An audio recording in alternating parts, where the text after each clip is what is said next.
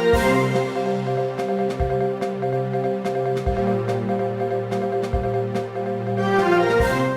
City post का exit poll Lok Sabha चुनाव की तरह ही विधानसभा के चुनाव में सही और सटीक साबित हुआ है।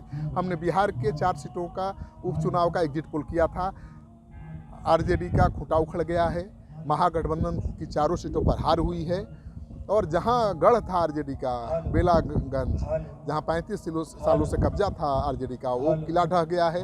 रामगढ़, जहां पर जगदा बाबू का किला ढा दिया है बीएसपी ने। तो बिहार के एग्जिट पोल तो सही साबित हुए हैं, सटीक साबित हुए हैं। और झारखंड के बारे में भी, झारखंड विधानसभा चुनाव के बारे में भी जो हमने एग्जिट पोल किया था वो 100% सही साबित हुआ है।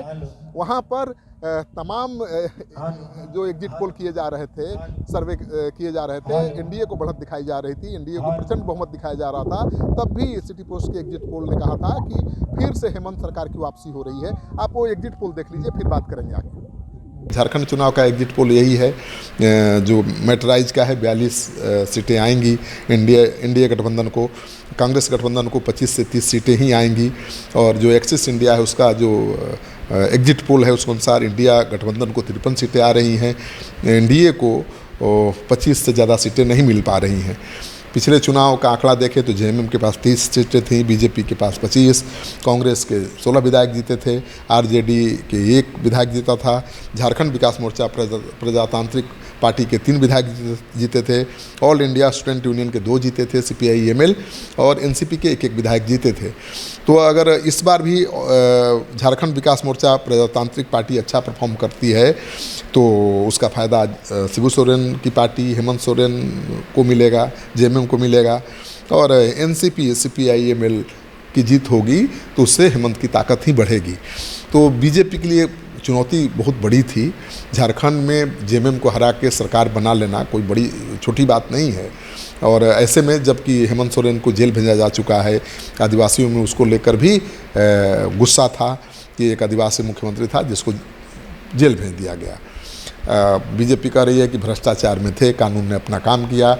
तो बीजेपी समझा रही है कि भ्रष्ट सरकार है, इसमें आदिवासियों का विकास नहीं हो सकता है। हेमंत सोरेन ये समझा रहे हैं कि भाई विकास तो जेएमएम ही कर सकता है, आदिवासियों की चिंता जेएमएम ही कर सकता है। झारखंड के आदिवासियों ने किस पर भरोसा जताया है ये तो 23 को ही पता चलेगा, लेकिन हम अभी चर्चा कर रहे थे एग्जिट पोल का। तो आपने देख लिया झारखंड का एग्जिट पोल कितना सटीक साबित हुआ है। अभी तक तो वोटों की गिनती का काम चल ही रहा है, लेकिन जिस तरह से 13 से ज़्यादा सीटों पर महागठबंधन बढ़त बनाए हुए, उससे तो साफ साबित होता है कि झारखंड में फिर से हेमंत सरकार की वापसी होने वाली है। पिछले विधानसभा चुनाव में 25 सीटें बीजेपी के खाते में आई थीं, 30 सीटें जेएमएम के खाते में आई थीं, 16 सीटें कांग्रेस के खाते में आई थीं। और लगभग वही नतीजा इस बार के चुनाव में भी आने जा रहा है। मतलब महागठबंधन की सरकार फिर से झारखंड में बनने जा रही है। मैंने कहा था कि कई ऐसे बड़े मुद्दे हैं जो हेमंत सरकार को वापस ला सकते हैं।